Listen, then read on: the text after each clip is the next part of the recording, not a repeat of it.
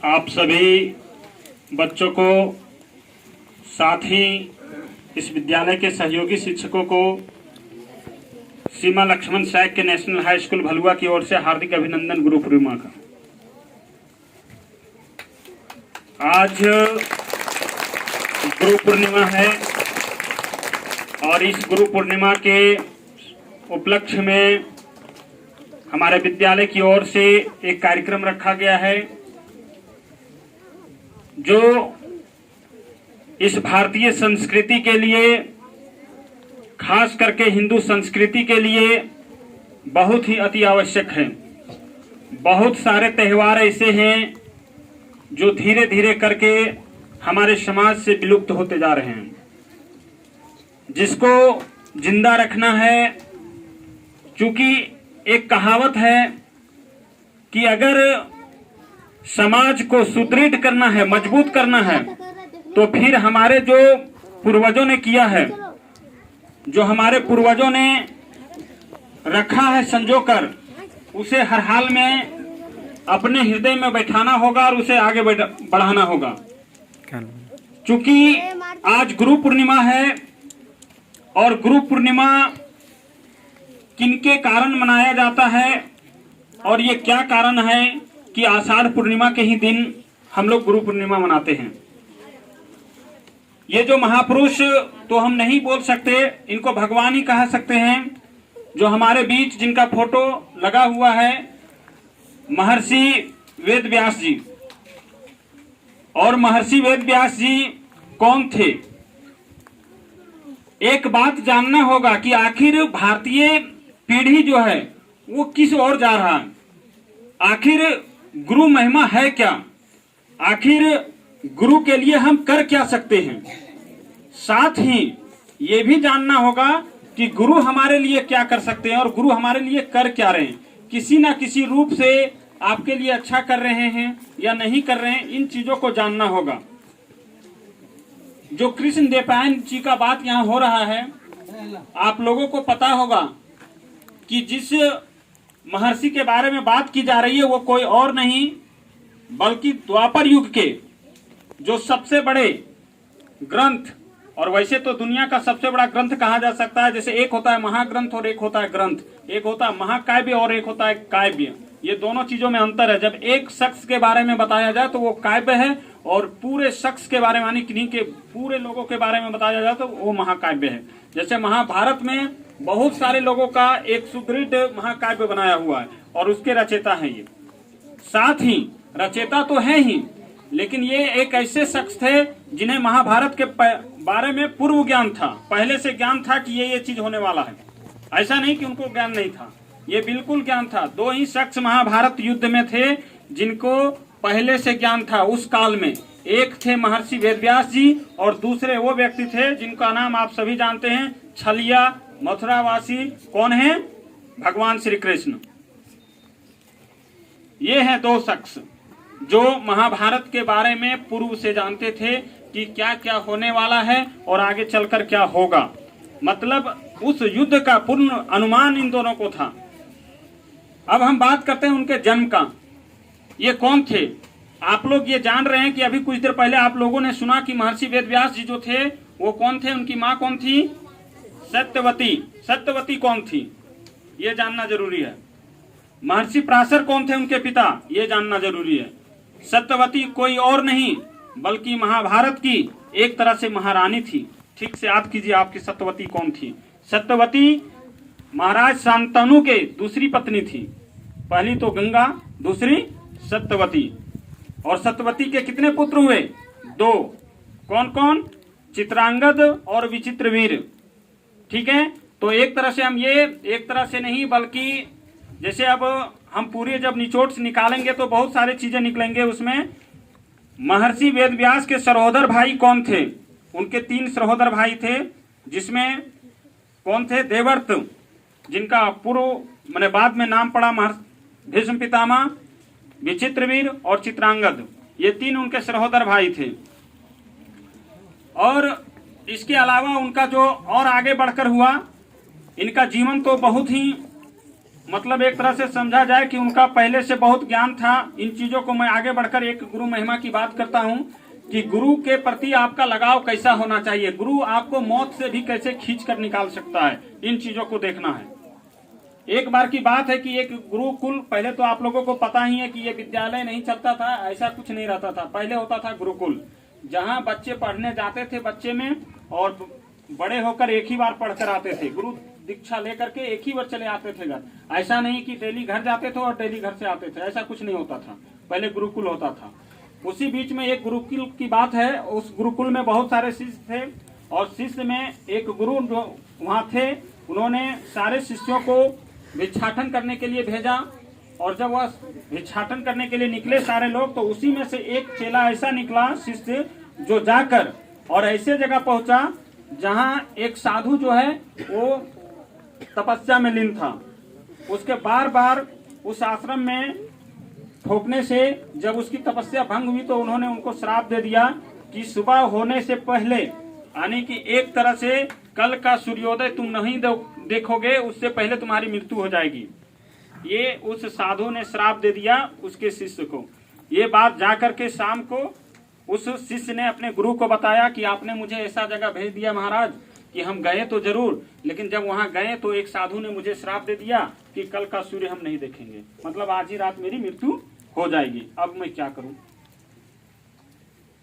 शिष्य को ढाढ़स बंधाया गुरु ने। उन्होंने कहा कि तुम आज रात भर, वैसे भी तो तुम मेरा पैर दबाते ही हो, लेकिन आज रात भर तुम मेरा पैर दबाते रहोगे। जब तक मैं आदेश ना दूं तब तक तुम मेरा पैर छोड़ करके नहीं जाओगे कहीं। और गुरु निद्रा में अपना मतलब शयन कक्ष में चले गए, और वहां सोने के लिए वो शिष्य जो था वो चला गया, क्योंकि वह अपने गुरु की बात कभी काटता नहीं था। वो गया और पैर जाकर के गुरु का पकड़ लिया और दबाते हुए रात भर रहा। समय बीतता गया, 11 बजा, 12 बजा, 1 भी बजा, 2 भी बजा रात का, 3 भी बजा। अब समय आ गया अमराज के आने का, क्योंकि उसको श्राप मिला था कि कल सुबह का सूर्योदय तुम देख नहीं पाओगे, कल ही तुम्हारी मृत्यु, आज रात ही निश्चित है। अमराज आए और अमराज ने कहा कि एक बात करो, इधर सुनो, मैं तुम्हें बहुत सारे सोने दूंगा, इधर आओ। बोला कि नहीं, मैं नहीं जाऊंगा। लेकिन अमराज ये बात सुन करके वो अचंभित हो गया कि मैं आज इस बच्चे को, चूंकि अमराज के पास जब नोटिफिकेशन जाता है ना, मैसेज जाता है कि इसका जान लेना है, तो वो हर हाल में नोटिफिकेशन को हर हाल में तय कर ही लेता है कि नहीं, इसको मारना है तो मारना है। वो नोटिफिकेशन पहुंच चुका था कि इसकी आज मौत निश्चित है। वो घूम के चला जाता है, फिर वो सोचता है क्या करें, और अंतिम में वो बोलता है कि अब हमको कुछ दूसरा रूप धारण करना पड़ेगा। और उस बच्चे की, यानी कि उस लड़के का वो बाप का बन जाता है, मतलब वेश बना कर जाता है और बोलता है कि सुनो इधर आओ, मतलब अपने बेटे का, मतलब वेश तो उसका था, लेकिन उस बच्चे ने कहा कि पिताजी मैं अभी नहीं जाऊंगा, क्योंकि मेरे गुरु ने आदेश दिया है कि मैं जब तक जगूं नहीं, जब तक मैं उठूं नहीं, तब तक मेरा पैर छोड़ करके तुमको कहीं जाना नहीं है। मैं जब तक फिर आदेश दोबारा नहीं दूं तब तक मेरा पैर छोड़ करके तुमको नहीं जाना है, ऐसा गुरु का आदेश था उस लड़के के लिए। तो वो बोला कि हम तो नहीं जाएंगे। फिर अमराज लौट गए। इस बार तो चारा नहीं चला, इस बार उसकी माँ बन के आया हूँ कि अब तो उपाय लगाना ही होगा, क्योंकि उसको वहाँ से हटाना है। अब जब माँ बन के गया वो, तो बोला बेटा सुनो इधर, मुझे बहुत जरूरी है। बोल माँ आज तो मैं नहीं जा सकूंगा, क्योंकि मेरे गुरु का आदेश है पैर नहीं छोड़ने का, मैं कल आपकी बात मानूंगा, आज भर तो मैं इनका ऋणी हूँ और इन्हीं के साथ में रहूंगा, इनके आदेश का पालन मैं काट ही नहीं सकता। फिर अमराज घूम कर चला जाता है कि अब क्या किया जाए।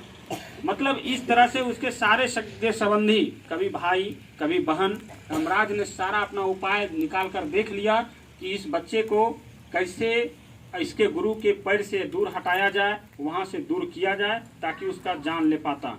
लेकिन उस शिष्य का धैर्य देखो कि उसके पास उसके पिता भी आए, माँ भी आई, भाई भी आया, बहन भी आई, लेकिन किसी की बात को उसने नहीं माना। उसके दिमाग में एक ही चीज था कि जब गुरु ने मुझे बोला है पैर दबाने के लिए, यहाँ रहने के लिए, इनका पैर छोड़ करके मैं आज नहीं जाऊंगा। सुबह भी हुई, सूर्य भी निकला, सब कुछ हुआ, लेकिन उस बच्चे की मृत्यु भी नहीं हुई। क्यों? क्योंकि अमराज ने तुरंत फिर से नोटिफिकेशन का बात है भेजा कि मैं वहां से उन्हें नहीं इसलिए ला सकता क्योंकि वो जिसका चरण पकड़ा है वो उसके गुरु हैं। वहां से मैं उनका मतलब मौत निश्चित नहीं कर सकता।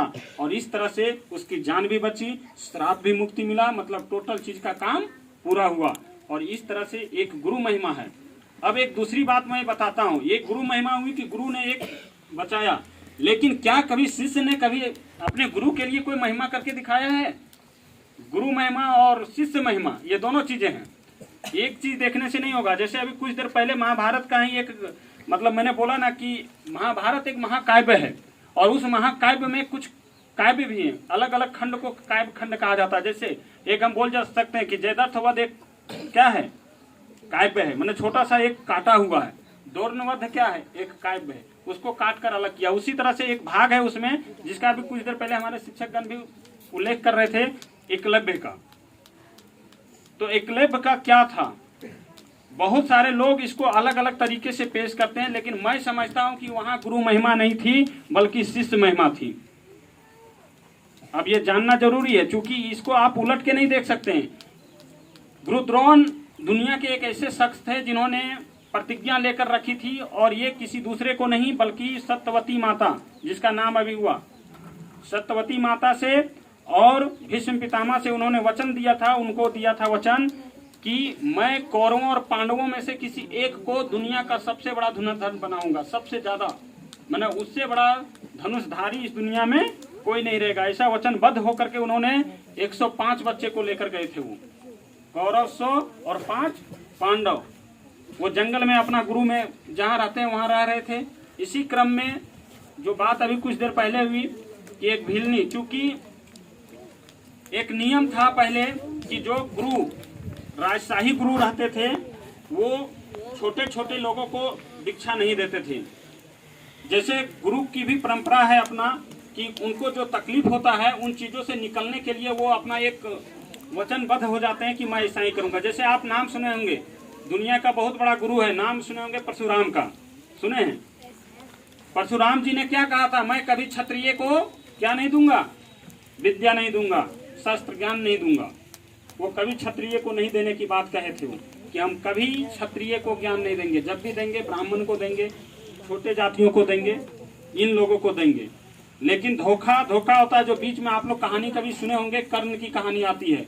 जो कर्ण, चूंकि उनको पता नहीं रहता कि मैं किसका बेटा हूँ, वो चले जाते हैं उसे लेने के लिए, विद्या ग्रहण करने के लिए। और उसी बीच जो परशुराम जी सोए रहते हैं और उनके मतलब यहाँ जो बोलते हैं जंघा में माथा जो रहता है वो परशुराम जी का रहता है, और उनका आदेश एक तरह से पालन करना होता है कि मैं सोया हुआ हूँ, तो ऐसा नहीं कि जगाना है उनको। तो बिच्छू काट लेता है, हाय कर्ण तुम जन्मा क्यों, और जन्मा तो इतना। कहानी आप लोग सुने होंगे। ये कविता बहुत सुंदर है जो हमारे हिंदी के बहुत बड़े साहित्यकार रामधारी सिंह दिनकर जी ने लिखा है, बहुत ही मशहूर है। हाय कर्ण तुम जन्मा क्यों, और जन्मा तो इतना वीर क्यों, और उस कुल में क्यों जन्म हुआ। ये कहानी और ये कविता बहुत अच्छी सुंदर कविता है। खैर वहां मैं नहीं जाना चाहता क्योंकि गुरु महिमा की बात है। बिच्छू काट भी लेता है, लेकिन देखिए कर्ण की एकाग्रता को, कर्ण के धैर्य की बात की जा रही है। आपको अगर एक बिच्छू छोड़िए, एक चींटी जो होता है ना, वो भी काट लेगा ना, सर देखिए क्या हो गया, प्रॉब्लम है तुरंत। यहाँ उस समय से बैठे हंस रहे हैं, वो ठीक है। और ध्यान दीजिए कहानी की बात को समझिए पहले।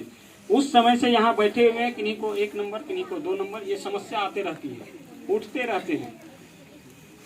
इन चीजों से बचिए। लेकिन महारथी कर्ण को बिच्छू काट लेता है, लेकिन फिर भी वो उस व्यक्ति को, यानी कि अपने गुरु को जगाते तक नहीं। खून से लहूलुहान खून बहता है, बहे, लेकिन वो गुरु से ये भी नहीं बोलते कि गुरुजी मुझे बिच्छू ने काट लिया है, आप थोड़ा उठ जाइए। जब परशुराम का नींद खुलता है, वो उठते हैं तो देखते हैं खून है। आखिर ये खून कहाँ से आया? तो जब कर्ण से वो पूछते हैं कि कर्ण ये खून कहाँ से आया, तो बोलते हैं कर्ण, महारथी कर्ण, कि मुझे बिच्छू ने डस लिया। और इस बात से गुरु को तो इस बात का बहुत ही 2 तरह से है, दोनों बात को समझने का कोशिश कीजिएगा। एक तरह से गुरु को बहुत ही गर्व हुआ होगा कि देखो मेरा कैसा शिष्य है, जिसको बिच्छू ने डस लिया फिर भी उसने मुझे नहीं उठाया। दूसरे ही पल उस परशुराम ने ये समझा कि इस शिष्य ने मुझे धोखा दिया है। क्यों धोखा दिया है? क्योंकि क्षत्रिय ही वो व्यक्ति हो सकता है जो अभी क्षत्रिय के रूप में हमारे समाज में जो हैं, जैसे राजपूत हैं, ब्राह्मण लोग हैं, जैसे है ना, ये सब जो क्षत्रिय हैं, जिनका किस लिए जन्म हुआ है, जैसे बोला जाता है, मैं विषय से विषांतर नहीं होना चाहता, जैसे भारतीय समाज को 4 वर्णों में बांटा गया है, ब्राह्मण, क्षत्रिय, वैश्य और शूद्र में। तो क्षत्रिय का जो जन्म हुआ है वो एक तरह से इस देश पर शासन करने के लिए, यानी कि वो राजपाट चलाएंगे, इनका यही काम ही है। तो जो राजपाट चलाते हैं उनके अंदर क्या होता है? कठोरता होता है, वो जल्दी से पिघलते नहीं है। तभी ना हो पाएगा। तलवार चलाना है तो क्या आम आदमी से होगा क्या? ये संभव नहीं है, इसलिए क्षत्रिय होना पड़ता है। तो ये चीज है। तो वो परशुराम तुरंत वहाँ एक्शन लेते हैं और बोलते हैं कि कर्ण, तुम कभी भी शूद्र या वैश्य जाति का नहीं हो सकता है, तुम जरूर, या फिर ब्राह्मण नहीं हो सकता, तुम जरूर क्षत्रिय का कुल के हो। मुझे तुमने झूठ बोला। लेकिन कर्ण हर बार ये बोलता रह गया कि गुरु जी मैं क्या हूँ, मैं क्षत्रिय नहीं हूँ, मुझे नहीं मालूम, मुझे जिसने पाला है उसके अनुसार मैं नीच जाति का ही हूँ, ऊपर जाति का मैं नहीं हूँ, आप इस बात को मानिए। लेकिन परशुराम जी ये इस बात से नहीं मानते, क्योंकि वो अंतर्यामी थे। उन्हें विश्वास था कि ये जो आदमी है, जो लड़का है, वो कहीं ना कहीं मतलब क्षत्रिय का ही है। और आप लोगों को पता है उनका कहानी कि महारथी कर्ण की माँ कौन थी? कोई और नहीं, एक छत्रानी एक तरह से माना जा सकता है, माना नहीं है ही, कुंती। पता होगा, यानी कि पांडवों के छठे भाई, बड़े भाई कर्ण थे। तो इस तरह उसी दिन परशुराम जी महाराज उनको श्राप देते हैं कि तुमने मुझे धोखा देकर मुझसे विद्या ग्रहण किया है, इसलिए मैं तुम्हें आज श्राप देता हूँ कि जब भी तुम्हें मेरी विद्या की सबसे अधिक आवश्यकता होगी तो तुम मेरी विद्या को भूल जाओगे। ये ध्यान रखना। जिस युद्ध को तुम्हारे जिंदगी का सबसे महत्वपूर्ण युद्ध माना जाएगा, अपनी जिंदगी में तो तुम बहुत सारे युद्ध करोगे और सारे जीतते चले जाओगे, तुम महारथी कहलाओगे, बहुत बड़े बन जाओगे। लेकिन जिंदगी का उस युद्ध में तुम हारोगे जो युद्ध तुम्हारे जीवन का सबसे बड़ा युद्ध होगा, और वो युद्ध तुम्हारे जिंदगी की सबसे महत्वपूर्ण युद्धों में से एक होगा। और वो कौन सा युद्ध था? महाभारत का युद्ध। क्योंकि कर्ण भले लाख युद्ध जीत गया हो, लेकिन उसके जीवन में एक ही उसने सोचा था कि मैं अपने पूरे जीवन को, एहसान जो है वो मैं अपने मित्र दुर्योधन के लिए गवा दूंगा। लेकिन क्या मित्र के लिए उन्होंने कुछ कर पाया?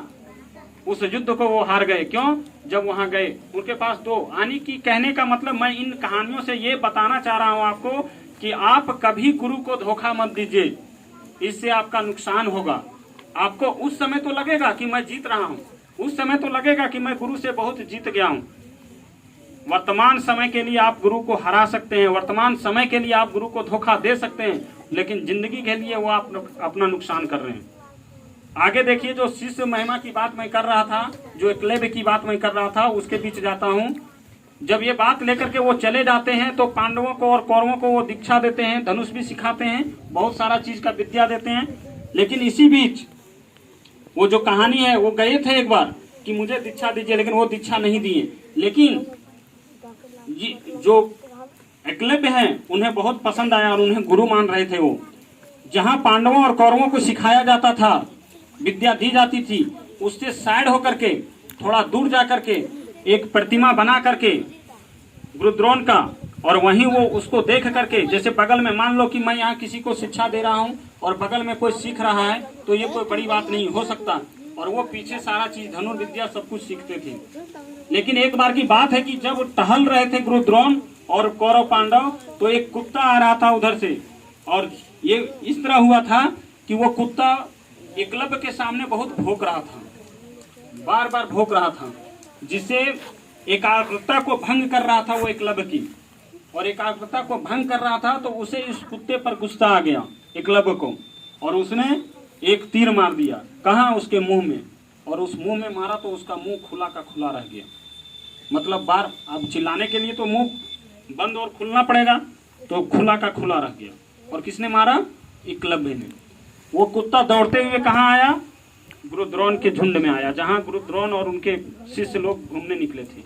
जब गुरुद्रोण ने देखा तो उसको अचंभा लगा कि ऐसी विद्या तो मैंने अर्जुन को भी नहीं दिया है, जो दुनिया का सर्वश्रेष्ठ धनुर्धारी होने का मतलब दावा कर रहा है, उसके पास भी ऐसी विद्या नहीं है। आखिर ऐसा कैसे हो पाएगा? मैं क्या मुंह दिखाऊंगा हस्तिनापुर में, जिसे मैंने बोला है कि दुनिया का सबसे बड़ा, उसको मैं फिर दो तरह से बतलाऊंगा, एक तरह से नहीं, दोनों का निचोड़ मैं निकाल दूंगा। उसे मैं क्या बताऊंगा? भीष्म पितामह को, माता सत्यवती को क्या मैं बोलूंगा कि गुरुद्रोण ने जिसे शिक्षा दिया अर्जुन को, उससे भी बड़ा धनुर्धर एक एकलव्य है? ऐसा बोल पाऊंगा? ये ठीक होगा? वो जाता है और उसके पास पूछता है एकलव्य से कि बताओ बेटे, तुम्हारा गुरु कौन है, किसने तुम्हें शिक्षा दी है? वो बोलता है कि महाराज मेरे गुरु तो आप हैं। गुरुद्रोण बोलते कि मैंने जब तुम्हें शिक्षा ही नहीं दी है तो तुम मेरे गुरु शिष्य कैसे हुए और मैं तुम्हारा गुरु कैसे हुआ? बोला आप देख नहीं रहे कि आप जब पांडवों और कौरवों को बतलाते हैं तो मैं छिपकर आखेटक की तरह मैं पीछे देख करके और आपकी सारी चीजों को मैं सीख रहा हूँ और उससे मेरा ज्ञान बढ़ रहा है। तो कहने का मतलब है कि कहीं ना कहीं जब सीख रहा है उससे तो उसका गुरु द्रोण हुआ, और जब गुरु द्रोण हुआ अब दिमाग में आ गया। देखिए अपने शिष्य को बढ़ाने के लिए गुरु द्रोण ने गलत भी किया, जो एक तरह से गलत है, जिसके लिए आज भी भिल्ली जाति के लोग ब्राह्मण को हमेशा हीन भावना से देखते हैं। इसके कारण है क्योंकि वहां द्रोण के द्वारा जो किया गया है, गुरु द्रोण के द्वारा, वो एक शिष्य के साथ बहुत ही गलत है। ऐसा नहीं है कि मैं इतने बच्चों को पढ़ा रहा हूं और मेरे मन में पहले से आ जाए कि फलाना बच्चा जो है वही तेज रहेगा, अगर दूसरा निकल गया तो निकल गया। ऐसी कौन सी बात है? मुझे सारे बच्चे मेरे लिए बराबर हैं। लेकिन गुरु द्रोण के मन में वहां कहीं ना कहीं पाप आया और उसने उससे क्या मांग लिया कि अब जब तुम्हारा गुरु मैं हुआ तो अब मुझे, चूंकि आप लोग जानते हैं कि धनुष चलाने के लिए क्या जरूरत पड़ता है? अंगूठे का जरूरत पड़ता है ना, दाहिने अंगूठे का सबसे ज्यादा महत्वपूर्ण। और उसने बोला कि ना इसके पास अंगूठा रहेगा ना ये तीर को चला पाएगा, और बोला कि मैं जब तुम्हारा गुरु हूं तो मुझे गुरु दक्षिणा चाहिए। एकलव्य ने एकदम बोला कि आपको क्या गुरु दक्षिणा चाहिए बोलिए? तो उन्होंने कहा मुझे तुम्हारा दाहिने हाथ का अंगूठा ही चाहिए। बोला सहर्ष आप लीजिए, और तुरंत कमर से चाकू निकाल कर देखिए उस शिष्य को, आओ देखा ना ताव, कुछ नहीं सोचा कि इससे मेरा क्या नुकसान होने वाला है, और उसने अपने अंगूठे को काटकर अपने गुरु के चरणों में पेश कर दिया कि महाराज ये लीजिए आपका दक्षिणा है ये। जबकि उसको सिखाया नहीं था। अगर चाहता एकलव्य तो इनकार कर देता कि आपने मुझे गुरु दीक्षा नहीं दी है, मैंने खुद ली है बगल से, आपने कब दिया मुझे? लेकिन उसने झूठ नहीं बोला और अपने अंगूठे को गुरु के चरणों में दान कर दिया। यहाँ दो चीज सीखने की। और आज तक भील जाति के लोग, कितने लोग इसमें जो आदिवासी को देखे हैं, उनके जाति के जितने आज आपके झारखंड है, पश्चिम बंगाल है, छत्तीसगढ़ है, या फिर जहां भी लोग बसते हैं, सारे लोग उस दिन से कसम खाएं कि आज के बाद उन लोगों को मैं सबक सिखा कर रहूंगा। जिसने सोचा है कि अंगूठे से ही तीर चलाया जाता है, उसने उस दिन से इस तरह तीर को ना खींचना शुरू करके इस तरह खींचना शुरू कर दिया। ये देखिए मेरे हाथ, आप देखिए आदिवासी के किसी के हाथ को भी अब इस तरह चलाते हैं वो, और उससे भी खतरनाक हो गया। ये क्या था ऐसे, अब हो गया ऐसे। आप बुला लीजिए किसी आदिवासी को और धनुष चलाने के लिए बोलिए, मैंने तो खुद परखा है, मैं अपने घर से बोला था सो कितना दूर तक भेज दिया। मतलब यहाँ से अगर धनुष चलाए तो वहां तक भेज देगा उसको। और किससे? अंगूठे से अंगूठे का कोई जरूरत नहीं है वहाँ। ये देखिए ये दोनों अंगुली से। और उसी दिन से उन्होंने कसम खा लिया कि अब अंगूठे का कोई आवश्यकता नहीं, मैं दिखा दूंगा इस संसार को कि अंगूठे के बिना भी तीर चलाया जा सकता है। और उसने दिखा दिया कि देखिए मैं ऐसा कर सकता हूँ। तो दो चीज है यहाँ, शिष्य महिमा थी कि उसने अपने गुरु के लिए अपना नौछावर कर दिया, अपना कैरियर तबाह कर दिया।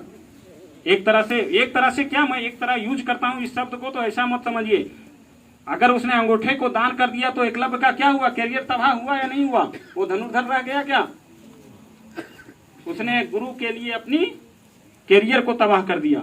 ये है शिष्य महिमा कि उसने अपने गुरु की बात मान करके अपना सब कुछ नौछावर कर दिया, चाहे वो गलत रहे चाहे सही रहे।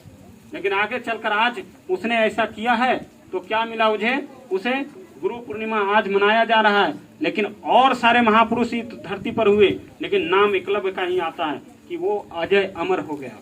आज सारे लोग उसका नाम गर्व से लेते हैं कि उसने अपने गुरु के लिए, अपने गुरु की बात मान करके अपना अंगूठा दान कर दिया।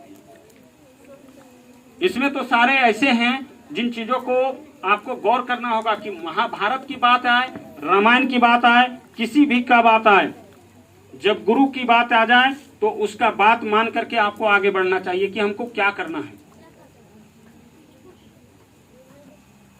इसी बात के साथ मैं अपनी वाणी को विराम देता हूं।